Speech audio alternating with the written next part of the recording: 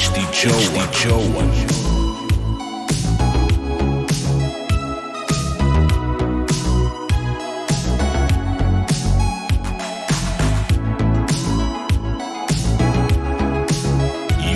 Watching Match of the Season live with HT-Johan.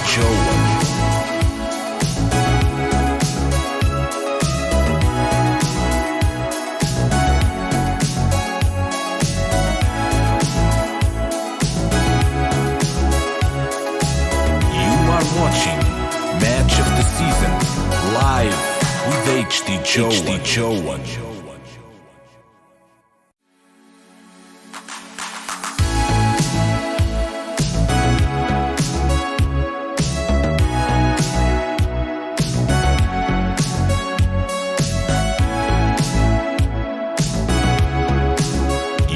Watching Match of the Season live with HT-Johan.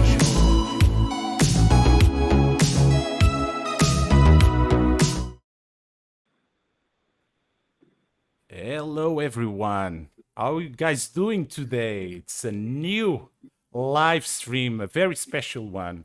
Me and Bzugão are here today with a very special guest, I would say the owner of the game. And I would like to welcome you, Johan, to our live stream, and thank you so much for being here. Thank you so much. Bzugão, you want to say hello to our... Yeah, good night, everyone. I hope you enjoy, and let's get started. Awesome.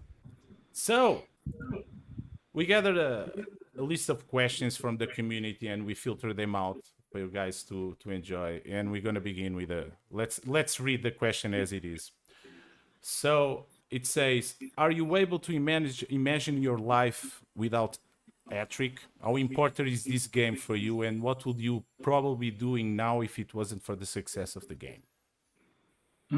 That's a lot of questions in one. Yeah, no, I guess I can imagine my life without Hattrick, because I had a life before Hattrick, so I guess it's not impossible to imagine it, but I really don't know what I would do if I did not work with Hattrick. I think like my chance to do something completely different, I ruined a few of those chances already. So but I guess I would have to find out something meaningful. Maybe become a gardener or something like that. Something simple. I don't think I would want to do something very complicated. Something physical, I think. In the next chapter. The game exists for 25 years, right? So I think it's more or less half of your life. It's a big part of you, right? It's a big part of us all. And we did a poll in the stream that says, if you could only choose 3 games to play for the rest of your life, would Hattrick be one of them? And 94% of the people said yes. Yeah. But that's pretty cool. I mean, and it's probably the same for me. And I mean, not so much because, I mean, just because by fact it is like that, because I already, a lot of us stayed 15, 20 years with the game and always keeping a team while, of course, playing other games on the side. So I guess that's one of the reasons for the success, is that it's pretty easy to start, but it's hard to quit because there's no reason to quit. It's the demand is not very high to keep a team, so you can always keep it during periods when you're not, when you really have time to play a game very intensely. So yeah, it would be one of my 3 games, but I tend to only play 3 games anyway, so it's not that hard to decide. There is not much time for much more things to do. No, I mean I play. It's my relaxing thing that I often play an hour before I go to bed. Some game, not only Hattrick. Yeah. when the kids are in bed and so on. But I don't have the time to like binge like I used to do before I had kids and like play one game 1 week straight and stuff like that. Yeah. Not possible. Taking that, did you ever play Hattrick in the serious way or not? Well, I mean, I thought I did, but I was never very good at it. I mean, like Björn used to say that we as developers, we know how the game should be played, but the users know how to actually play it. And I think there's some truth in that. I mean, like I could never, like I have this idea of how the game should be played, and then I play it like that. And I'm also a little bit like I play it more as a role-playing game and so on. That I want to play a certain formation, and I don't try to optimize so much. But it was a long time since I was really competitive. Maybe for a few years, like in the early 2000s, I had a pretty decent team. But when I like always did everything right and never missed any trainings and so on. But never really focused on that. Well, there's a lot of other funny aspects and interesting aspects of Hattrick that someone has to do. So yeah, to be very competitive at the same time, I don't think it's the best mix, to be honest. But we do have some on the team that have that experience of being top managers. So it's always good to have that perspective also. As a developer, I believe that you probably a lot of times you made changes in the game that were more for the benefit of the game and not because you actually like them. Do you have any example of the current feature of the game that you can say, well, I really don't like it, but it exists for a reason? Or you like everything? I think it's not that easy to say because like I can give examples of stuff that we have done for a certain category of user, like I mean the hardcore users that want like more and more tactical choices and like more ways to outperform opponents and so on. Maybe something like man marking or new specialities can be things that we do for the more hardcore users, but at the same time it comes at the cost of making the game more complex for a new user. And I mean like I really think we need to do those things for the engaged and like the hardcore users, so that there's always something new to learn. But at the same time, like we like also need to maybe sacrifice and or simplify some things that didn't work out. And I think we have a history of forgetting to do that also. So that there's like a lot of these like forgotten features in Hattrick that is not maybe described in the manual so well and so on. So but yeah, no, but back to the question, I think whenever we do like new tactical and more complex stuff in the game to build your team, and I know that the hardcore users they often want they want details on how a new feature works. They want to know like how many percentage points extra will I get if I attack in the middle, or if I use this powerful forward or whatever. And my instinct as a game developer and has always been to not give those details. I prefer that the users explore and guess and have intuition and like just take it as a story game, but and it used to be like that from the very start. but it's not possible to keep it like that, because like as time goes on, people discover and they do research on the game, and they find out that it's, you know, these factors that matter, and the game is balanced like this. So then we are like a little bit dragged into that, and we have to explain it in those terms as well. And then the game gets like, we get one version of the game that is for the very hardcore users that understand the game as mathematics, and then we have users that just play it on instinct basically, and like it like that. So like keeping those two experiences is difficult, but we can't keep it like I saw Hattrick from the very start either, of course, but we can't allow it to become a game that is all about mathematics either, because it's going to be really boring for most users. Actually, I mean, most users are not that hardcore, so it has to be a good balance between those. It's very interesting that you mentioned that, because sometimes maybe in other communities as well, but we have that debate of how should we play the game? Should we approach him as pure mathematics, or should we go with instinct? And there's actually a lot of successful people doing both approaches, so it's very interesting. We have question from the chat.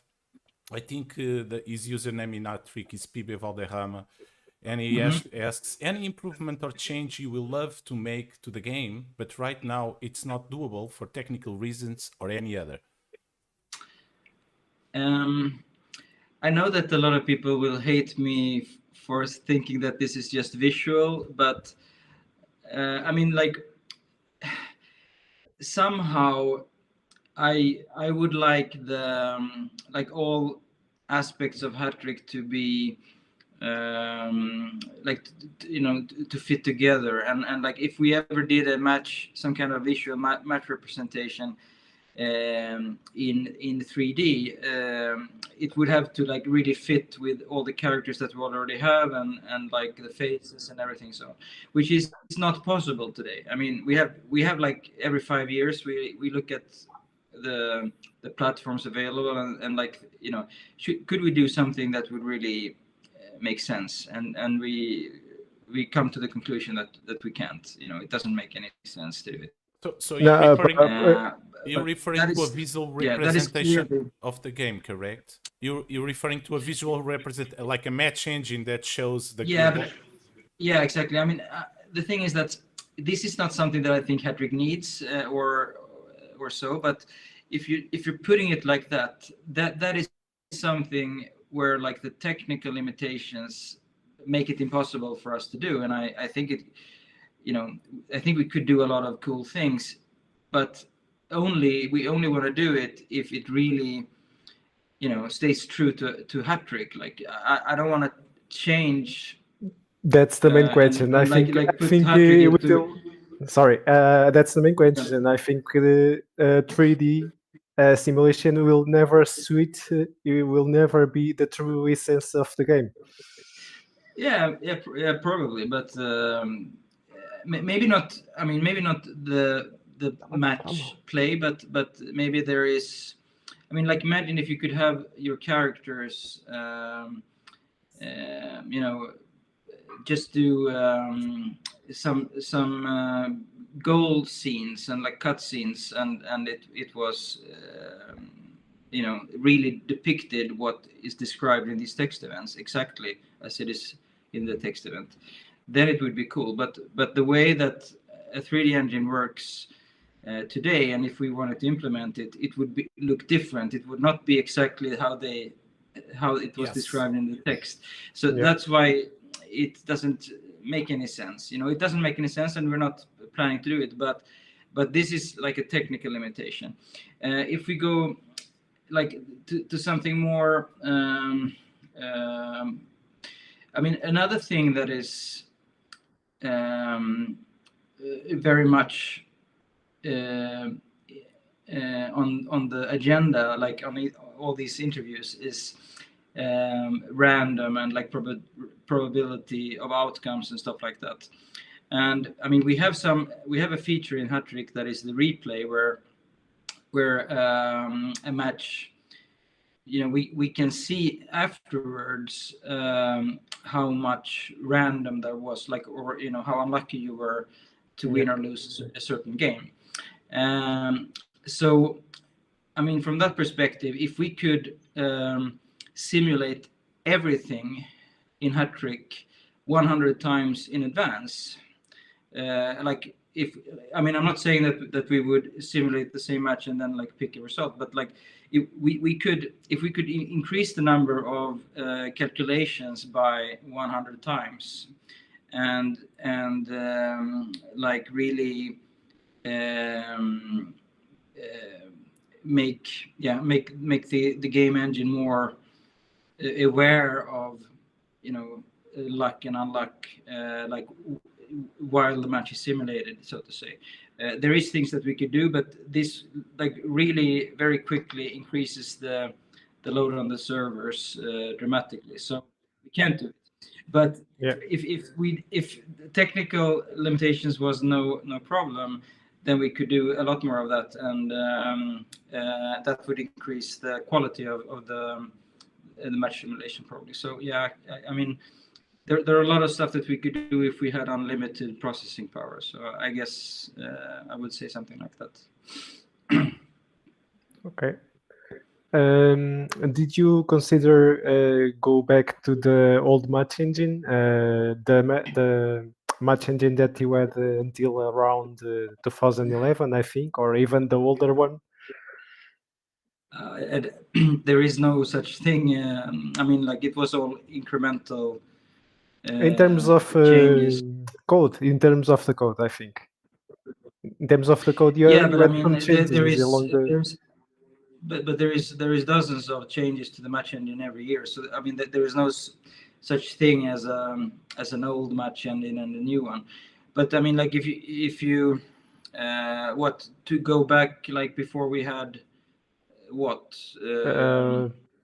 I don't know, maybe. That's a good question right now. I don't know. Maybe to be honest, when do you have the staff changes? For example, the coaches, the speed of the training, when I think that was the major change in the past years that you had. Would you consider going back? No, we haven't really done that. I think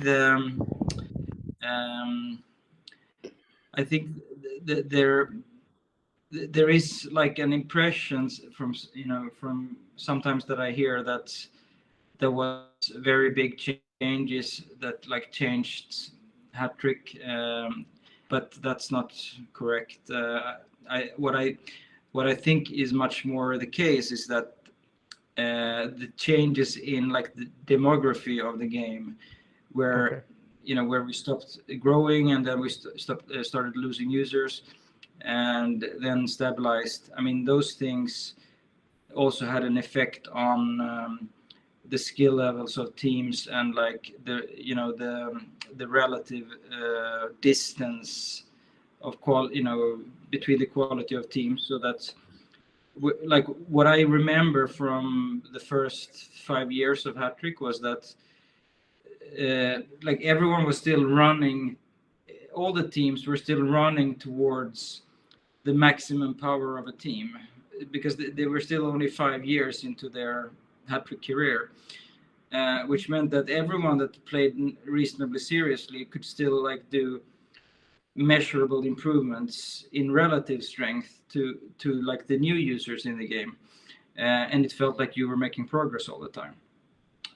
But now there's like so many users that have been around for 10 or 15 years. They have like maxed out their teams in some sense, and all you're either one of those and you're competing against others like that, or you're a new user that are competing against impossibly good teams. So and like when teams are very near each other in skill levels, and those skill levels are high up, random feels much more present, because it's like a very small variation in probabilities can give a flipping result a coin, right? Yeah, it's almost flipping a coin. so that's like I think the underlying problem with the game. But then, like, how do you solve that? Well, should we like just suddenly announce that all skills now go twice as high, and that that you can keep building towards super duper utopian skill levels? Or just half all the skill levels in the game and say that all your teams are now mediocre? Is that those changes are not going to be very popular either. So like whatever we do, it has to be something gradual, and like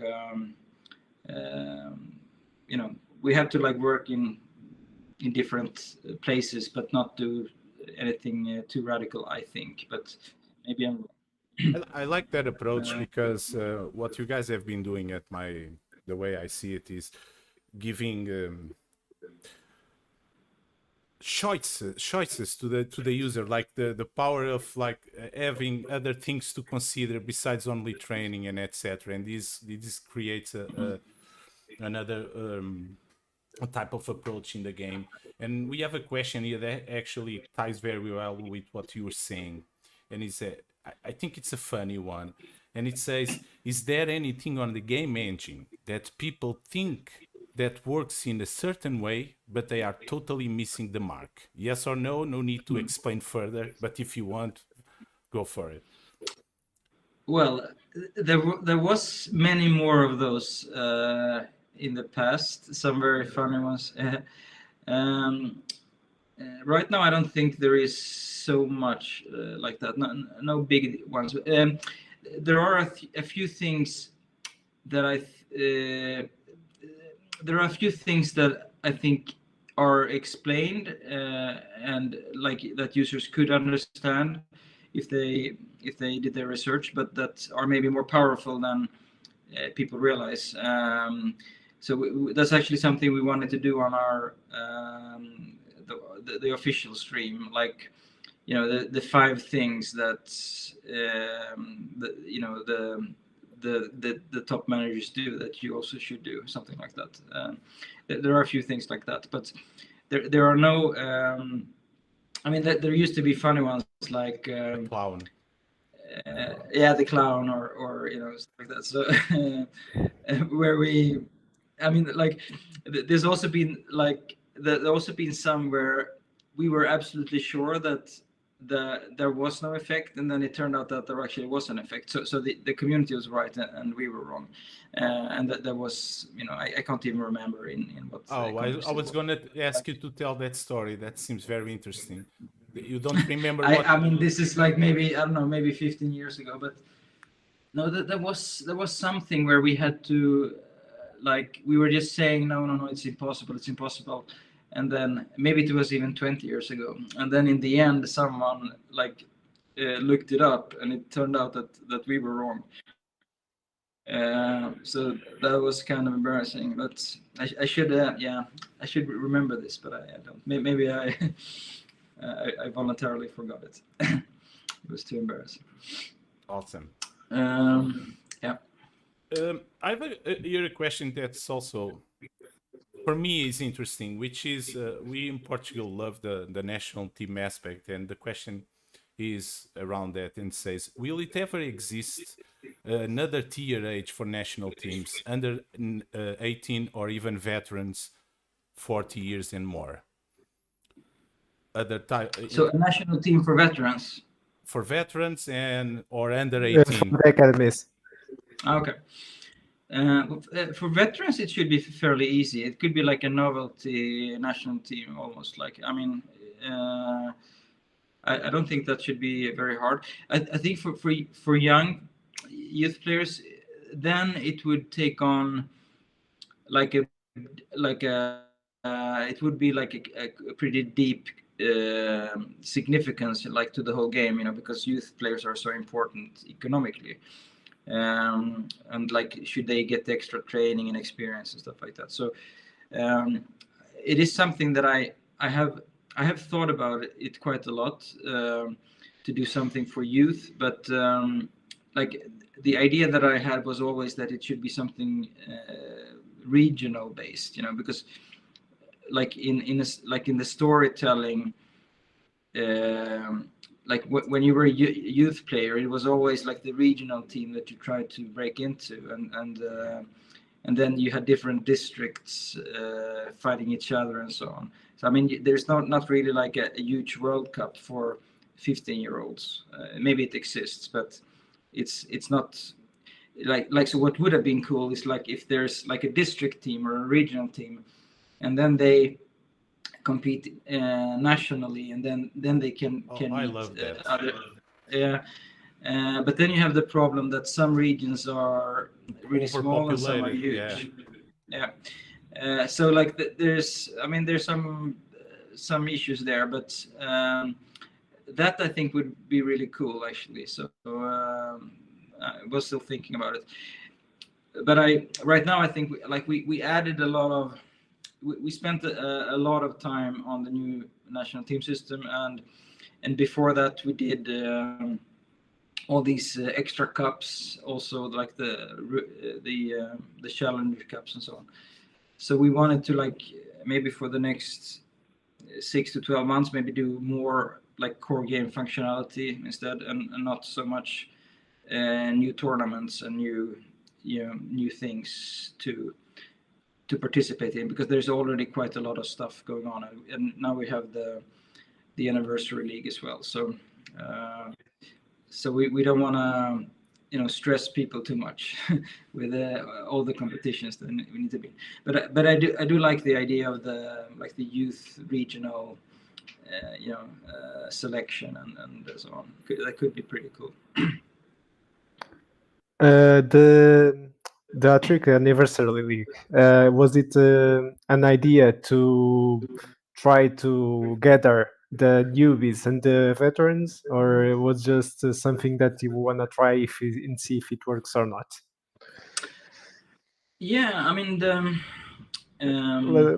like I mean, you wanted to make them fight with the same chances and see what happens. Well, I mean, it all comes back to, I mean, everyone that have played in a new league or in one of these, like in Hattrick International or so on, knows that it is a lot of fun, especially the first few seasons when everyone is on the same level and they you can compete on a level playing field. So I mean, that was something that we wanted to continue doing in different ways. And then came the anniversary, and like we felt that this is something. This had always been a paid experience before to have like in an international. Exactly. That this would actually be something that we could give to the community, and it would like with both. It would be like a unique experience for a lot of users. But it would also be like something very concrete that we could actually give, because it's something that we would normally have sold. And I like the idea that it will continue for quite a long time. So it's like an experience that is not that will continue long after the anniversary. So yeah, there was a lot of different reasons for it. I mean, what we hope is that people enjoy it and that they stay in Hattrick because of it. That's what we might get out of it if we get something out of it. People complained a bit about it is an open market for the anniversary league. You think it was possible to do a market only around it, or it's not possible?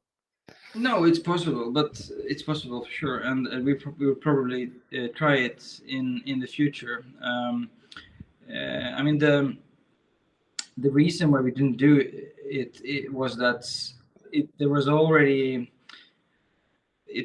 hard enough to do this. There was a lot of new things that we had to do to make this work.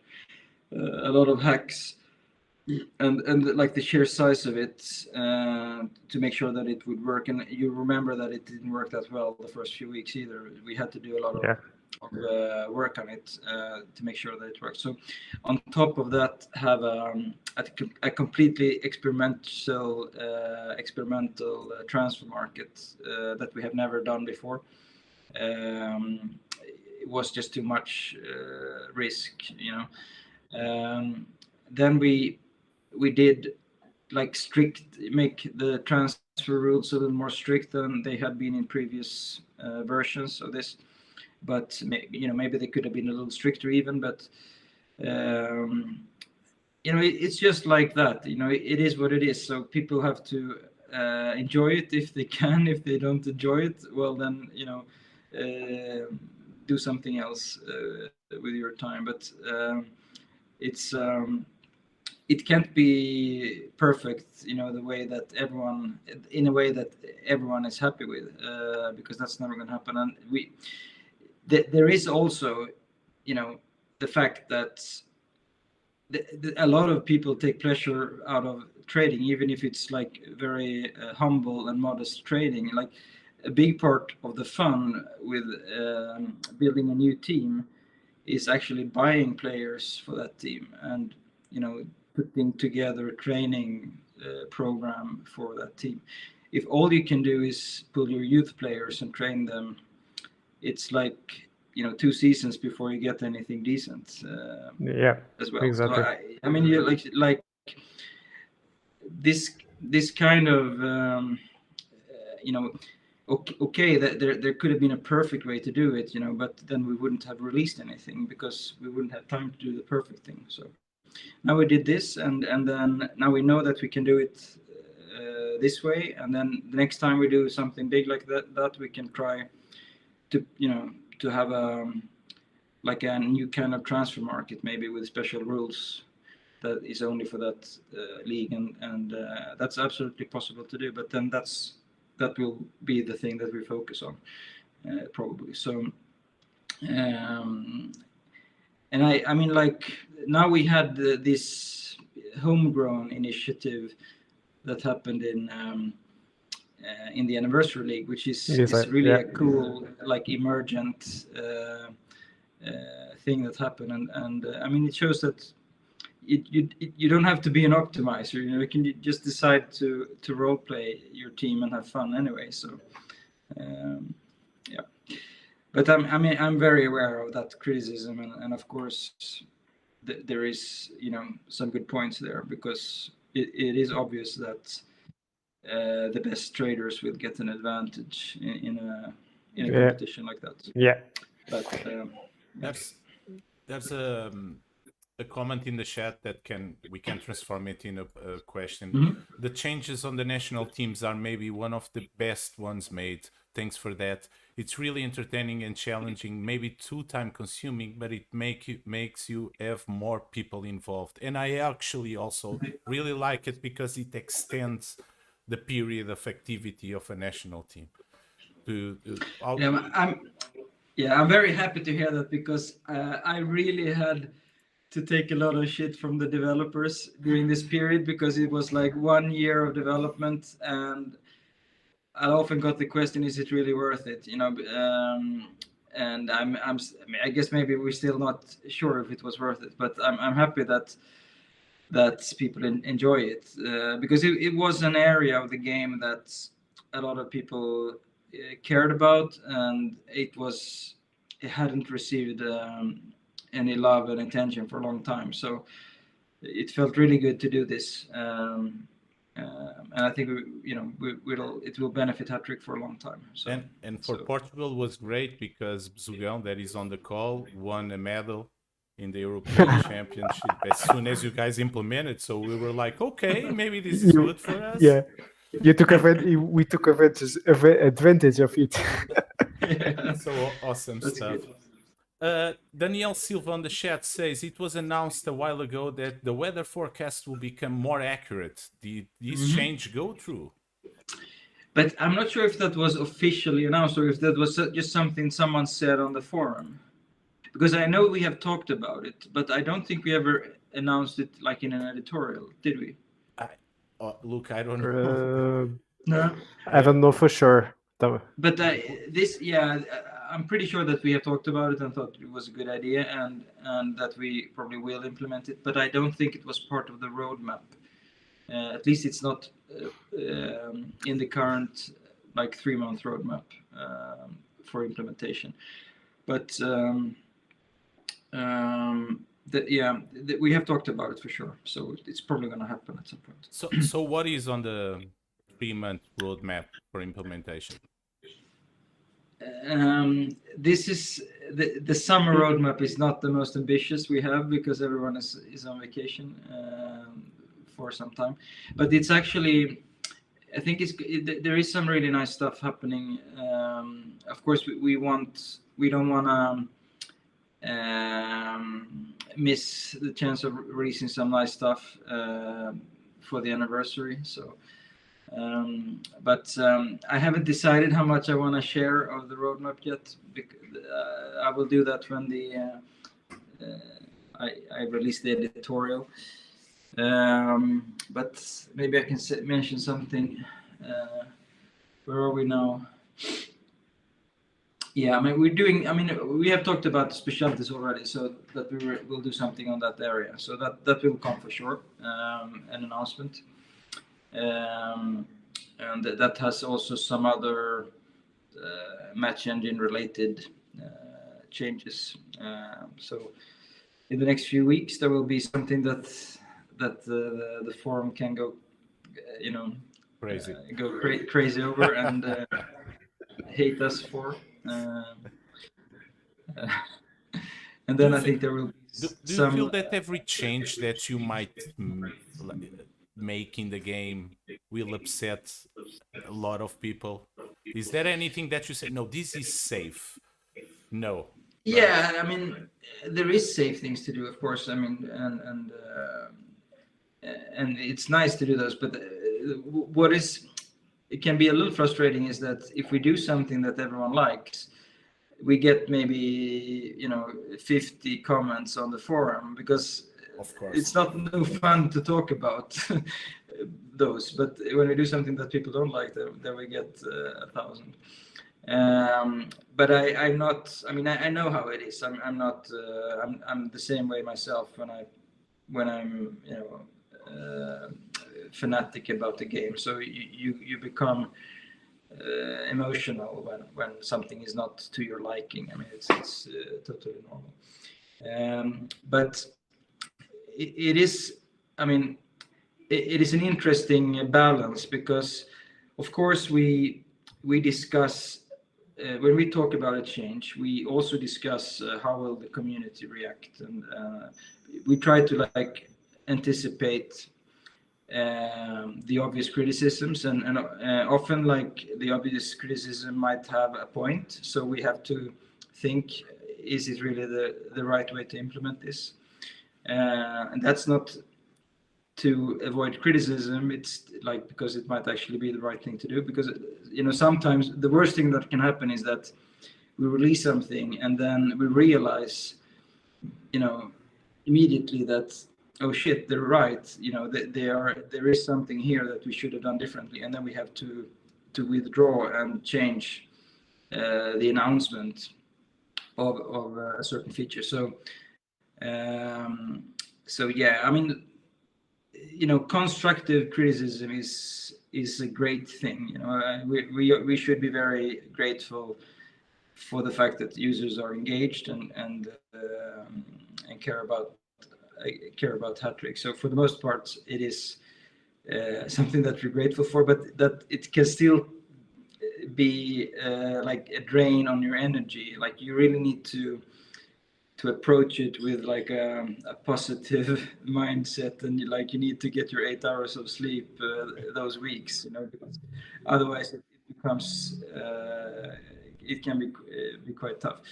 And then there's always some users that like are always negative and always complain and so on, and those although I don't like to admit it, but they can get to you. I care more about them than I should. But that's also part of the job. So Yes. Be I mean, exposed to trolls. there is an old saying in the game industry that I mean, the enemy is not an angry user. It's the apathic user, the user that doesn't care. So apathy is the enemy basically of the game, and so I will never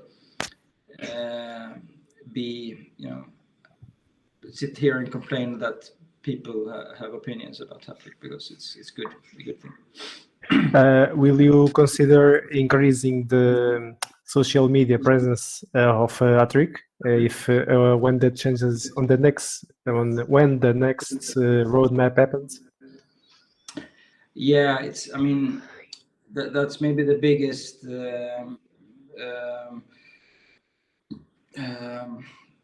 what's Fault? the word, letdown. Oh. Or the biggest regret the last year is that I didn't manage to hire a community manager, which I really wanted, because I need help to. I enjoy doing social media, but there needs to be a consistency and someone that can show up every day. I always have periods when I need to focus more on the on our development team, and I have to go a little bit introvert to get things done. So it's a position where we need help to like really have the consistency, and I think, and not just send out a tweet or two a week. So I see a lot of potential there, and I want it to happen. I totally understand the need for it, but at the same time, we really enjoy working in a rather small and tight team where everyone understands what everyone else is doing. So, like I want I want to recruit someone that can feel very much involved in the team. We did that in the past when we grew too fast, and we would hire people that didn't feel part of the team. They didn't get the information that they needed, and that was also true of the community manager that we had at the time. So it's it's very dangerous to to grow in the wrong way, and then you have someone frustrated that don't have the right information and feel left out and so on.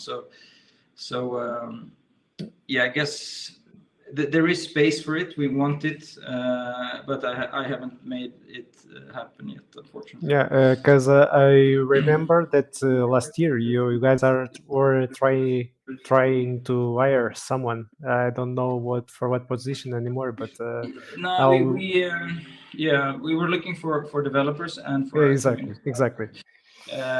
We have hired a developer now. He started 2 months ago, but I got some really good applications for the community manager, but unfortunately I got stuck on it. I really didn't find the time to do a good review process, which I'm quite embarrassed about. So that one is still open, and I will try to restart that process. I think there's in my opinion, I think there's a huge gap with the product nowadays. So a lot of people are starting to not have even a desktop or a laptop at home, just using their phones. And one of the questions that I actually have here is, having in consideration that the internet is now almost 100% of the time on our hands through a smartphone, and a lot of the casual internet user does not have a PC, do you think that the application will ever have the same features as the desktop version? I think it will have to happen at some point. I think there's maybe 10-20% that you can leave out of an app because it is just stuff that a user on a desktop would ever think about, like having, 10 pages of stats or something like that and sit and compare as an Excel sheet or whatever. I mean, these kind of things you won't do on a smartphone. But I'm not. I mean, I think given the resources we put into it and so on, I think the app is actually pretty good. But I totally agree with you that I mean, we have passed quite a few years ago the point where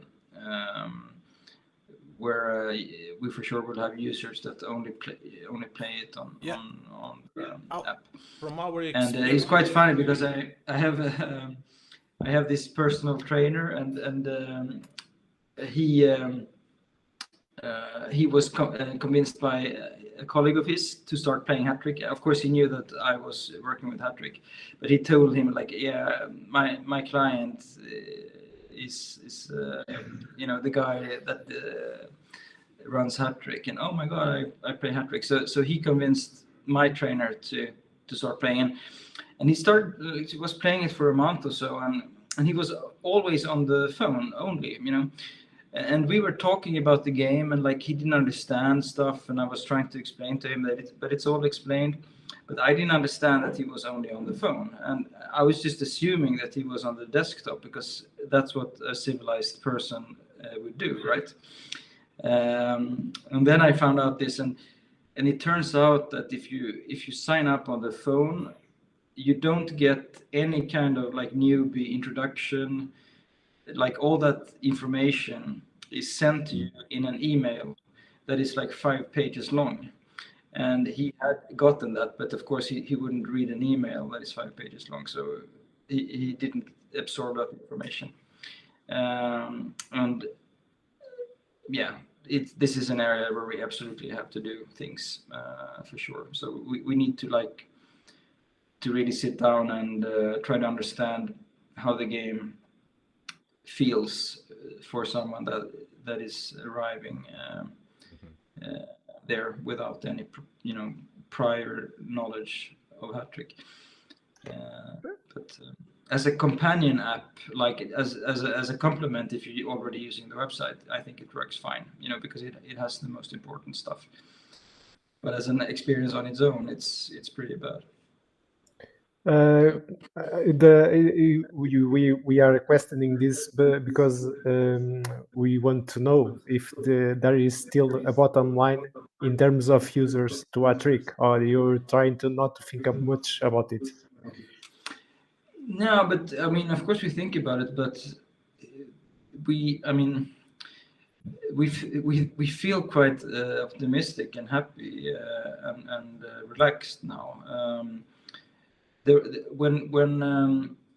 When this crisis happened, which was now in 2013-14, and we basically all the supporter money had disappeared, and we had still to deliver the game, but we had no income, and then the users were leaving. Then we said like something around 200,000 or 250,000 was probably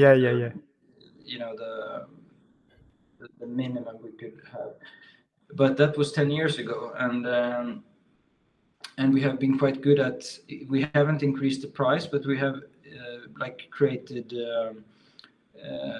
more, micro payments like credit products and stuff like that, and also with all these discounts we're doing, we have managed to get more people to buy supporter also. So there's and we have like streamlined a lot of stuff. We have not as many people as used to be before. The team is a little bit smaller.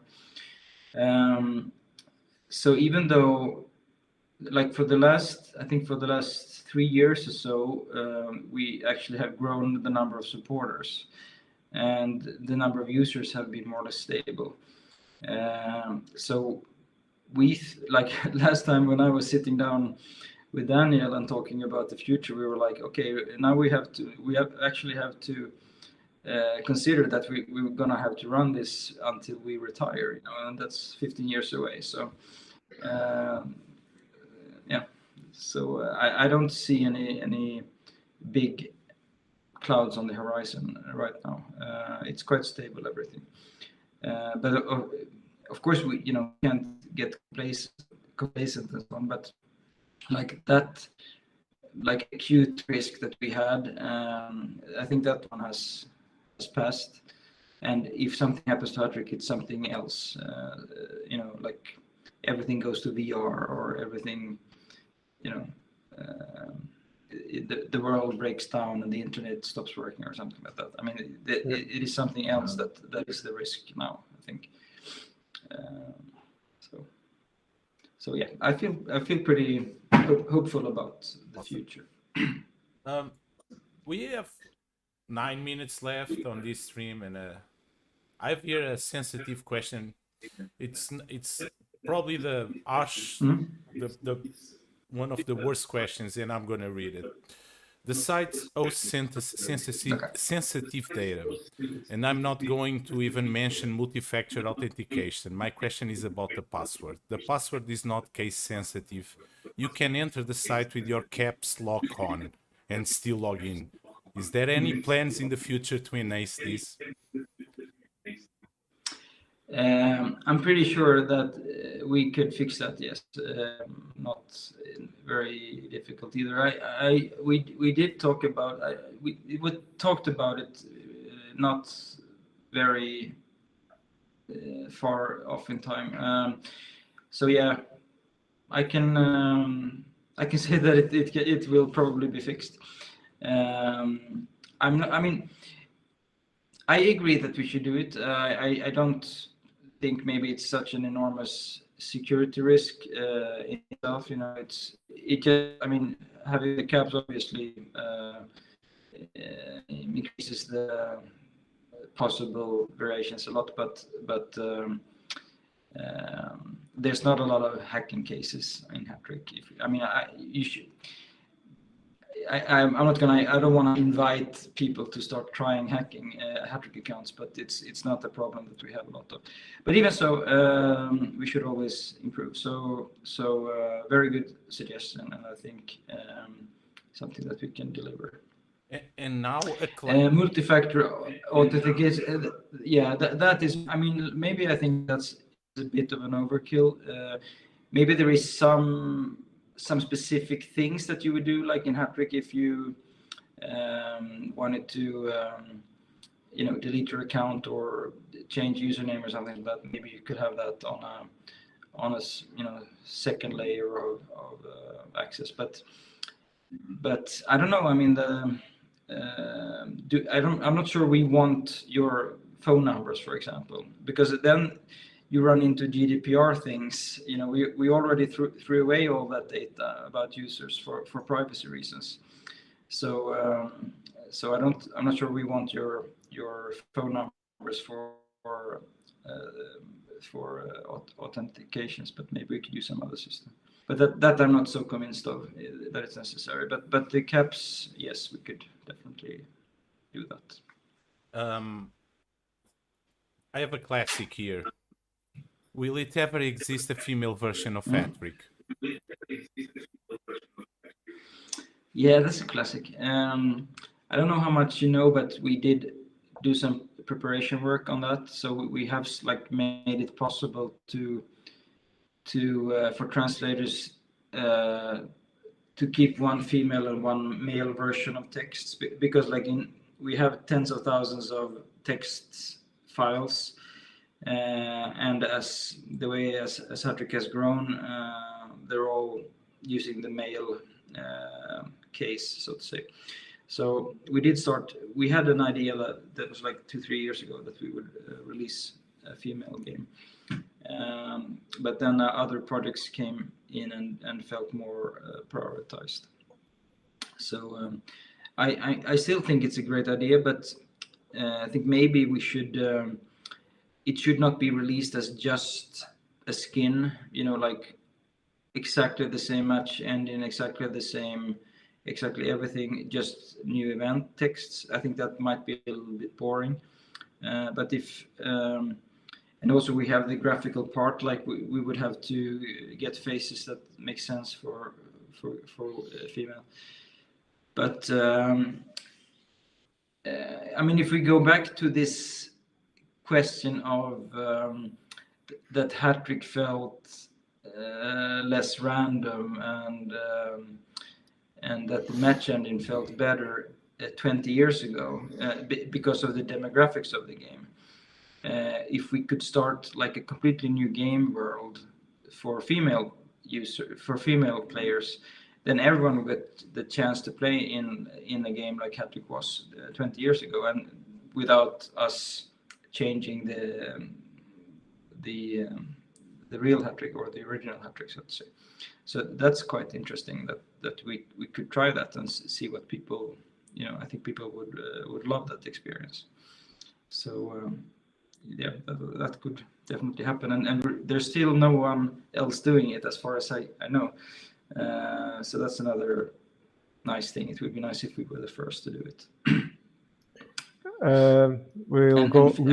Women's soccer is actually becoming more and more. Yeah, it's becoming more and more, bigger and bigger. So, so I guess we're soon fed up with Messi and Ronaldo and want something else. Yeah.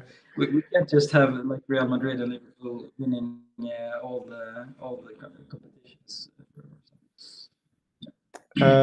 Another question from YouTube. Do you receive a lot of HT emails complaining about a match result or reporting bugs and stuff? Yeah, it happens once every few weeks that we get. I mean, for me privately, in my privately. Then of course we get we get some. I guess everyone in the HT team gets that once in a while. Yes, from users that want to have an explanation of what happened in their game. Do you had plans of you had suggestions about improvements to do? Did you make improvements on the administration page of moderators and GMs and stuff, or not yet? Oh, that sounds like that question came from someone that is a GM or then they already know that. Okay. So right, yeah. No, there is still a few things pending on that list. There is. So but I don't know exactly what they're referring to, but yeah. It's kind of obsolete, the page. The administration page where they handle the tickets, it's kind of obsolete, in my opinion. Okay, you think so? But it's still working, isn't it? Or yeah, it works well, but the visual and the way it works, it's kind of obsolete, I think. But it's only my opinion. All right, sure. To finish, try to talk in Portuguese. That it's something that the people want to know. If you can or not, then talk in Portuguese or not. Sim, não, eu deveria falar toda a noite em português, mas não tenho muita confiança. E por isso prefiro falar inglês. E agora estou em Espanha e é muito confuso para mim mudar entre as duas línguas. Mas normalmente Sim, eu posso falar, mas tenho mais confiança em inglês. Ok. O que te fez vir para Portugal? Porque estou em Portugal. Sim, sim, sim, sim. Não, a minha mulher é portuguesa. É muito simples. É muito simples. Estávamos em Suécia, mas depois de Sática, quando tivemos que reimaginar trabalhar com Hattrick, ela disse, ok, pode ser, tu podes continuar, mas tem que ser em Portugal. E mudamos até Lisboa. Okay. Mais ou menos. It's back to English. Do you think it's hard to get some things done in Lisbon when the game is from Sweden? If it's hard to get things done? Yeah. No, it works really, really well. We meet every 3 months. We at the minimum, and then we meet for 3 or 4 days, and then we talk through all the projects, and we spec everything, and so everyone knows what they will be doing for the next few months. And then we meet every Monday morning to follow up on the plan. So you don't feel the need to go to Sweden, so no, I really don't. I think this way of working is actually in ways more efficient than being in each other's hair every day. But I mean it works. I mean, of course, during the COVID it was harder because then there was 2 years almost that we didn't meet. But the team is so stable. I mean, it's the same people that have worked together for 10 years. So we and there's a lot of flexibility also, so that everyone knows that they can take a day off here and there, and they can work from go home to their parents if they need to, and they can work from there or whatever. And so we have this structure of meeting and deciding everything big together in presence every few months, and then everyone has a lot of freedom, but we still follow up every week that everyone has what they need, and that if there's any change in the release schedule and so on. And then as needed, we have subgroups, because it's always, I'm usually working with one of the developers on one project, and maybe sometimes someone is working with Tassos, or or the developers are doing something on their own, but they're you try not to create a mess. Yeah, but anyway, so we're happy with the way it's working. I don't feel it's a big limitation. I don't think Hattrick has ever worked better than it does now, actually. So it's actually always been a little bit like this. When we built Hattrick 5, the version that we released in 2000, and it was only me and Björn and Daniel. We only met twice in 18 months when we were working on building that. Despite all of us being in Sweden, but we were in three different cities, and we had full-time jobs at the same time. So it was just on ICQ and long phone calls. One last question: do you consider bring years back T-shirts and stuff? Yeah, I would like to. I would really like to. It's just that I'm afraid of the logistics. I'm quite traumatized with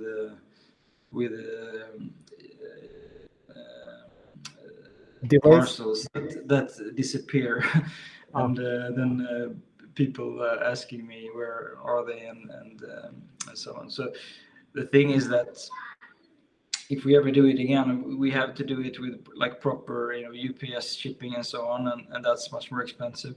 Yeah. So I guess I'm a little reluctant to do it, because I know that people will want it to be cheaper. Like we always just sent it on normal mail. Yeah, you And are then, afraid to throw away money. Yeah, but I mean, like if you do it with normal mail, it's better for like on average for the users because the 98% will get their stuff. But then you have the ones that don't, and they create a lot of extra work. So but yeah, somehow we will fix it, I guess. I should really do something for the anniversary. Have like a nice anniversary shirt or something. Maybe.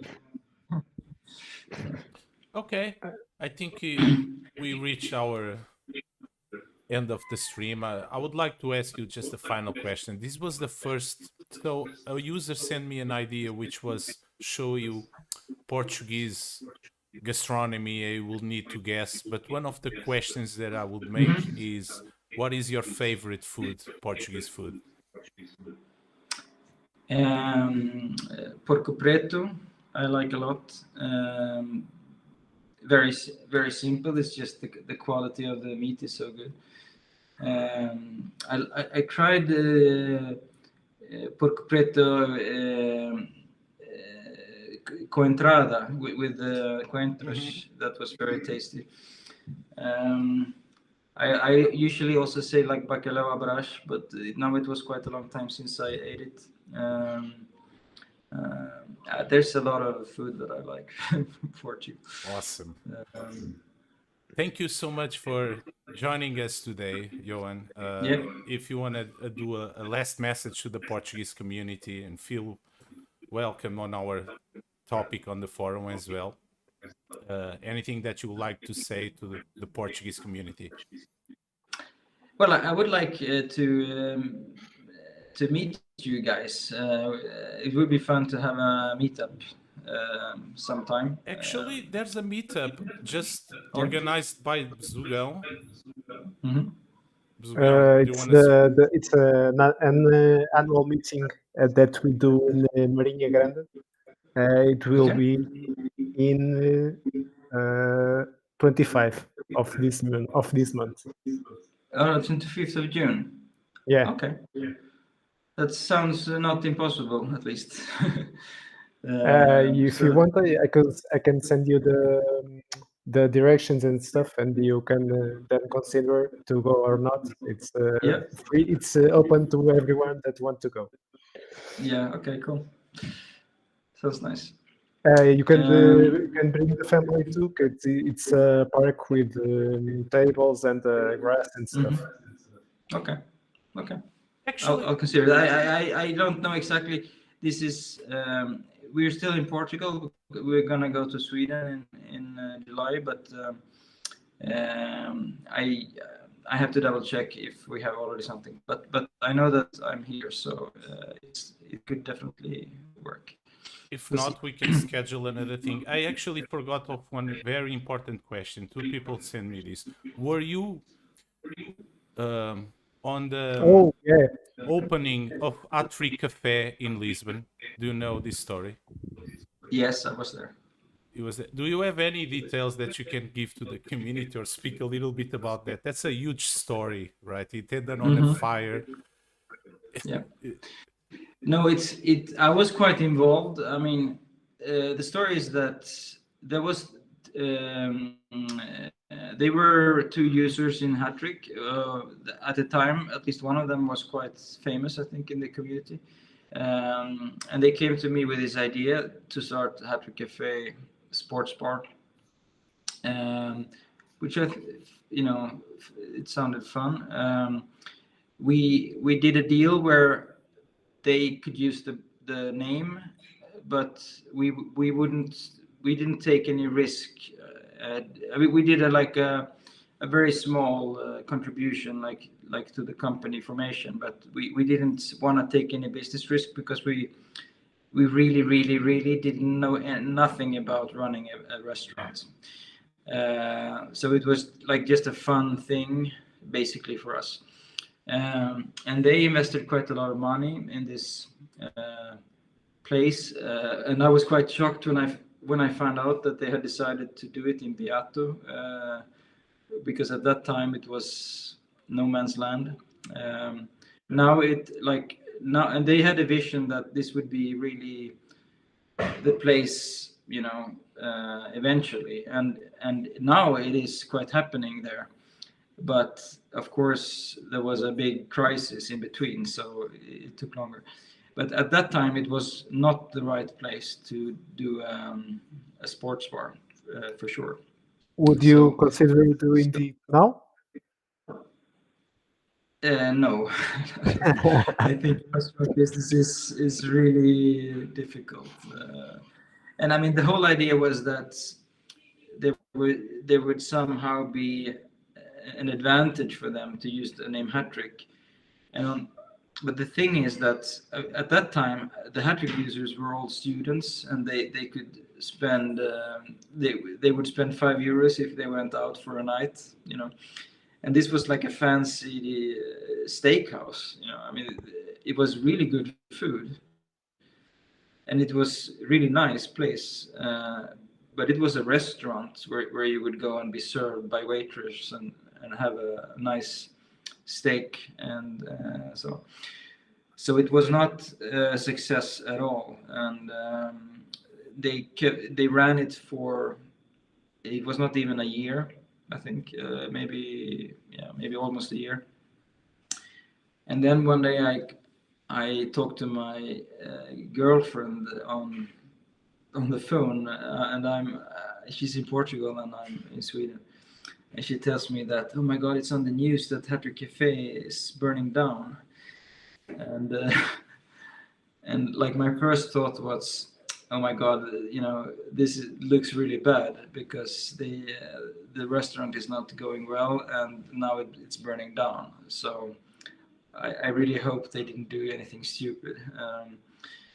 And then it turns out that they hadn't paid the insurance themselves, so they didn't get any insurance money because there was no insurance. So there was definitely not an insurance fraud. It was the restaurant next door that started where the fire started, and they were under the same roof. This was like a really cheap churrasqueria that suddenly started burning, and it burned down the whole Hattrick Cafe at the same time. So it was really sad story, really sad story. And if you go there, it's still there, right? I mean, the room Yeah. is still there. Yeah.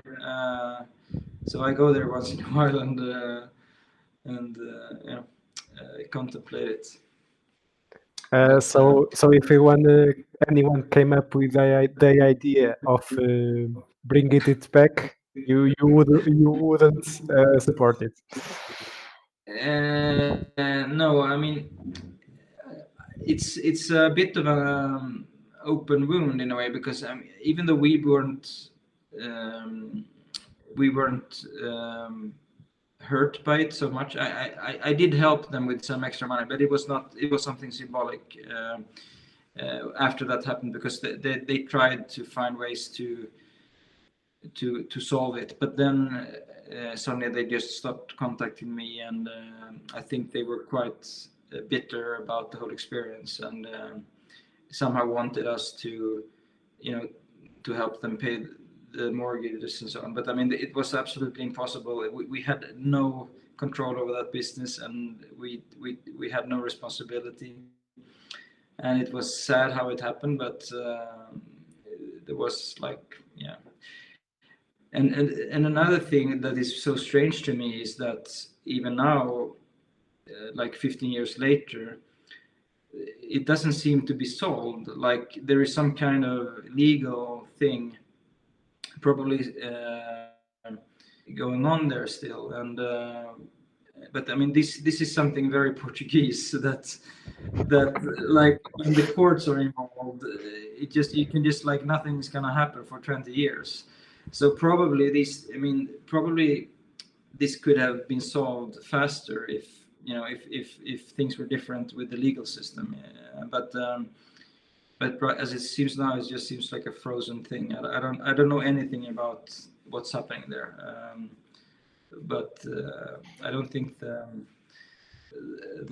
property owner is very happy about it, just because it's not being rented out and it haven't been sold or anything. So I don't know. But yeah, it was. If anyone was there, it was actually a good place. It had very good food, and it was a nice place to watch a football game. And actually, they are saying the best chicken piri piri in town at Hattrick Cafe in Lisbon. So it says there. Someone said that? Or yes, on the chat. Okay. He said, restaurant burning down, the best chicken piri piri in town. Hattrick Cafe. Johan, thank you so much. It was a pleasure. Amazing stuff. And I guess we will see in the Marinha Grande, if you can, for our annual meeting.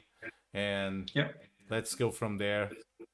Bzugal, thank you so much for joining as well. And have a nice evening, everyone. I'll be late today, okay? This is a private joke, Johan. Thank you so much, guys. Thank you. Okay. Bye. Good night. Good night. Ciao. Obrigado.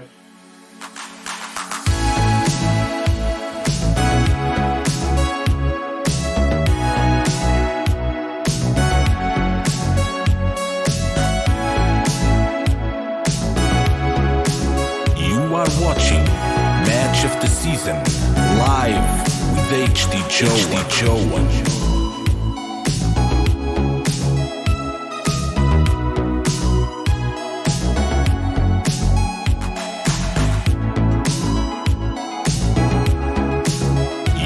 Watching Match of the Season live with HT-Johan.